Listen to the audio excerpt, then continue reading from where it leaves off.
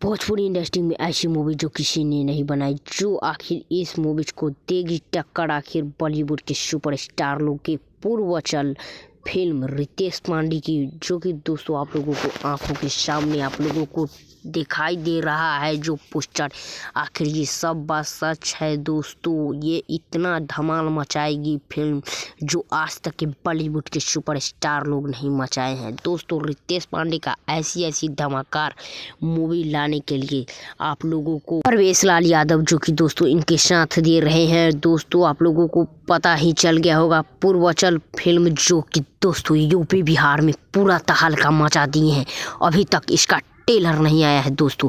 Taylor बहुत ही जल्द आने वाली फिल्मों की है दोस्तों। आप लोगों को इस सब भोजपुरी विचार आप लोगों को कैसी लगती है, आप लोगों को कैसी लगी पूर्वांचल फिल्म के बारे में सुनकर आप लोग कमेंट बॉक्स में ज़रूर बताएं। और दोस्तों जितने भी south movie and Bhojpuri movie का रिव्यू जानना चाहते हैं तो आप लोग मेरे दिए हुए चैनल का लिंक डिस्क्रिप्शन में आप लोग जाकर इतना ज़्यादा ढेर सारा प्यार दीजिए और लाइक और सब्सक्राइब बेल आइकन दबाना ना भूलिए दोस्तों। नेक्स्ट वीडियो के साथ मिलते हैं, तब के लिए बाय दोस्तों। कैसी लगी वीडियो कमेंट जरूर करें।